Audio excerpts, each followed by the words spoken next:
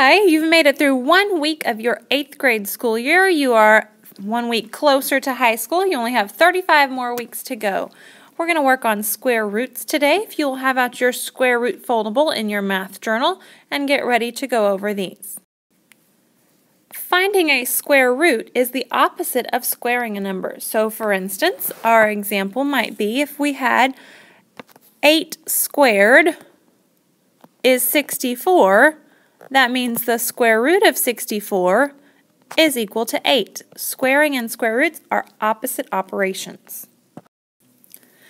I want you to take a minute and turn to your multiplication chart that you pasted in your math journal last week.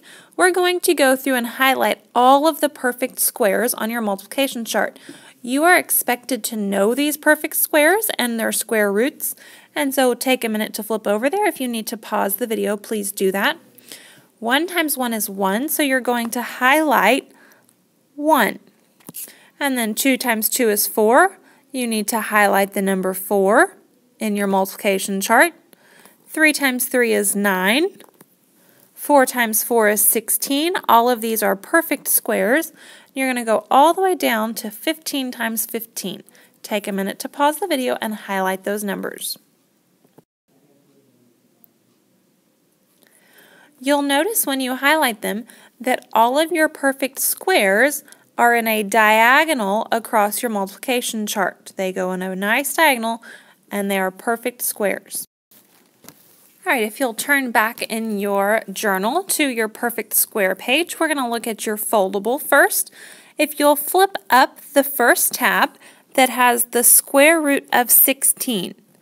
The square root of 16 is a perfect square, so the square root of 16 is 4. Now flip over to the next perfect square. You'll see that the square root of 25 is a perfect square. The square root of 25 is 5 because 5 times 5 is 25. The square root of 36 is a perfect square. And the square root of 49 is a perfect square. Each of those represents a perfect square because a number times itself can equal that, like 4 times 4 is 16, 5 times 5 is 25, 6 times 6 is 36, and 7 times 7 is 49. Okay, now let's flip up the first number that is not a perfect square. If you will turn over the tab that has square root of 18. Notice that the number 18 is between the perfect squares 16 and 25. So I know that the square root of 18 has to be between 4 and 5. If it is between the perfect squares 16 and 25, then its square root has to be between 4 and 5.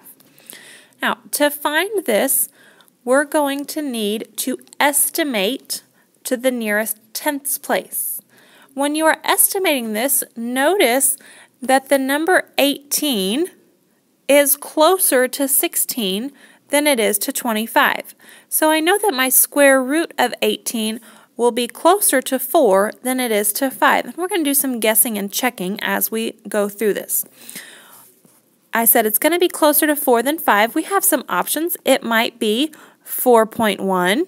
It might be 4.2. It might be 4.3 or 4.4. Now, I know it's pretty close to 4, so I'm going to try first 4.1. So to check this, we're going to do 4.1 times 4.1. And after I do my multiplication, we find that 4.1 times 4.1 is 16.81. Now, we're trying to get close to the number 18, so that's not quite high enough. Next thing I'm going to check is 4.2 times 4.2 because we went to the nearest tenths place.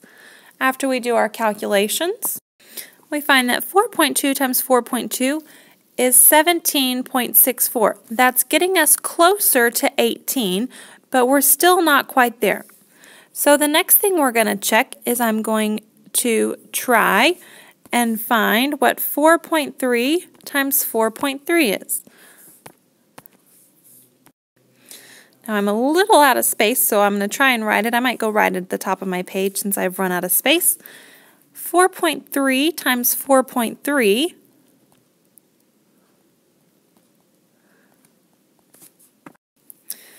gives us 18.49 or 18 49/100. Now out of each of these options we had 16.81, 17.64, or 18.49. The closest that we got was 17.84. So the approximate square root of 18 is 4.2. Now, we say this is approximate because remember, if we square root something that is not a perfect square, that decimal is going to go on forever. We just wanted to guess to the nearest tenths place. All right, next let's try the square root of 35. Now, this is between the perfect squares 25 and 36. So I know that when I find this estimate, because it's not a perfect square, I know that my estimate has to be between 5 and 6. If this square root is between 25 and 35, then I can't talk today, 25 and 36, then I know that the square root of 35 has to be between 5 and 6. When we guess, we notice that 35 is pretty close to 36, so my estimate is going to be pretty close to the number 6. I'm going to start by guessing 5.9. And to find this and check it, we do 5.9 times 5.9, which gives us 34 and 81/100. Now, I can't get any closer than that to my 35 because the next highest number I could go to is 6, and I know that 6 squared is 36. So 5.9 times 5.9 is 34.81, which gets me very close to the square root of 35. So my estimate for this is 5 and 9/10. And remember, that would be a decimal that goes on forever. We're just getting an approximate answer to the nearest tenth. And the last one we're going to look at is the square root of 40. We notice that 40 is between our perfect squares 36 and 49, so I know that when I am guessing, I'm going to guess numbers between 6 and 7. Now, 40 is 4 units away from 36 and 9 units away from 49. So I know that this is going to be closer to 6 than it is to 7 on the number line. So let's guess. Let's start guessing with about 6.3. You can pick any decimal number that you think would work, but we know that it's going to be closer to 6 than 7. So 6.3 times 6.3, we did a very good guess this time. We guessed, and 6.3 times 6.3 is 39.69. Now, that is very close to 40, but we're going to check and make sure that 6.4 can't get us any closer. So 6.4 squared, or 6.4 times 6.4, would give us 40.96. So now looking at my two options, 6.3, when I squared it, we got 39.69, and 6.4 squared was 40.96, so I know that the closest out of these two options is my 39.69, so the square root of 40 is very close to 6.3. It would round to 6.3 in the tenths place. All right, next we're going to try a few examples. The square root of 100 minus 3 is our first one. 100 happens to be a perfect square, so we know that the square root of 100 is 10, and then 10 minus 3 is equal to 7. So the square root of 100 minus 3 is 7. Okay, looking at the next one, the square root of 8, we know that 8 is not a perfect square when we look at our multiplication chart. We notice that 8 is between our perfect squares 4 and 9.